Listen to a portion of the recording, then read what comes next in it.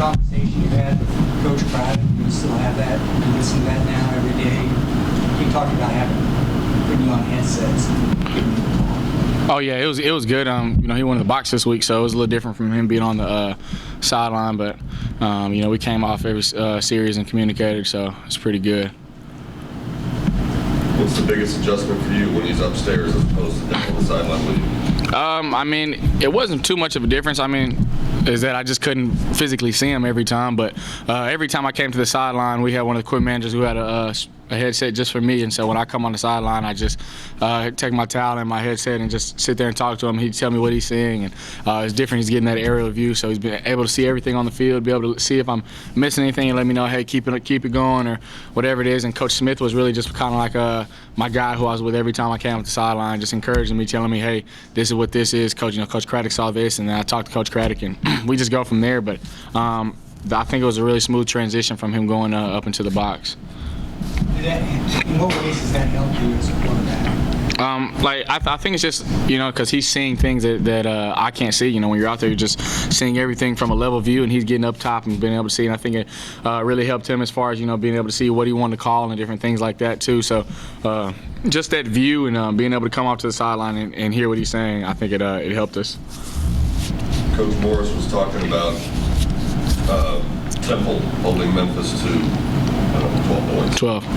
How much do you and the rest of the players compare notes with what other teams were able to do against whoever your upcoming opponent is, and say, well, Temple, they did this against Temple, so we'll try not to do that, or they did this against any other opponent? Mm-hmm. How much do you analyze what other offenses were doing instead of purely studying the upcoming defense? Well, I think you have to do a combination of both. Every team has an identity. Every team has things that they want to do offensively and defensively. And so, we watch all the film. We'll watch when they play Temple a little bit.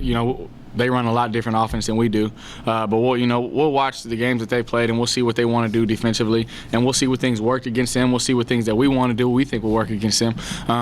But as far as scoring points, and I think that's purely on us, and that's how we're gonna play, and how we're gonna execute and follow the game plan that the coaches are putting out for us.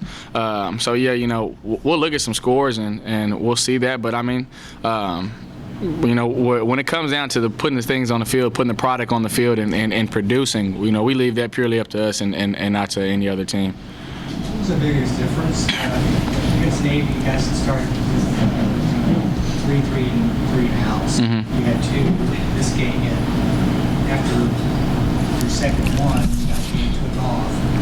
Was that just something mentality for you guys, or was there something hard to you? I think that block field goal gave us a spark, but also, we went 3-3 and outs, but we only got the ball maybe 5 times against Navy in the whole first half. And that's just because of how long that their offense, they want to keep us off the field as long as possible and stay on the field. And defense did a great job of holding them this time and letting us find our groove offensively. And so we had those 2-3 and outs. RC got the block kick. Defense went back out again and got another stop, which was huge for us. And then they pinned us down to we had to go 99, and we did it. And I think that, like you said, it was a mentality thing. Our backs was against the wall, and we just told ourselves, we're not looking just to flip the field position. We're going to score. And offensive line really bowed up, and I think that we made plays and we got down there. We had a really complete drive, throwing the ball in and running the ball. What did those 3 scoring drives of 90-plus yards do for your offense? I think it just showed how good we can be if we really want to be. And I think only on the last 90-yard plus drive that we had was we had a huge play, and that was that 65-yard run that I had. But besides that, we drove the ball. Taking 15 yards here, 8 yards there, 4 yards here, and we just showed that we could really be an explosive offense or a real methodical offense. And so I think that gave us a great boost of confidence, and shows that if we just do what we're supposed to do, we do what coaches do, the same song I've been singing for the past 11 weeks, when we do it, we can be pretty successful. Xavier Jones, when he threw a couple of touchdowns earlier this year, you said he was talking about his passing ability. Since you're obviously a running threat too, does he remind you that he got in the end zone 3 times to your 1 the other night? I think I remind him of that a lot. Xavier's grown up so much since he's first gotten here, and maturity-wise and just as a player. I mean, just to see his growth from the Baylor game into, last Saturday is amazing, and I'm proud. Xavier's like a little brother to me, so, I'm extremely proud of him, excited for him and what he's did, breaking that record this Saturday. Actually, on one of his touchdowns, it was supposed to be, I was supposed to run it, but I gave it to him. Guy was like, man, I'm trying. He's like, man, give me the ball, bro. I got you, man. Go score. And so he went and scored, and so I was super excited for him. I'm just proud of how he's handling it. And he's handling it. He comes to practice and workouts every day hungry. A lot of kids, they let that get to their head, and they kind of come in here feeling like they've arrived. And he's the same kid that came here, level-headed, and just wants to get better. So I'm really proud of him. Can you talk about the overall confidence of the team in getting that win? Here you go, you can finish up with 2 straight wins, build momentum for the offseason.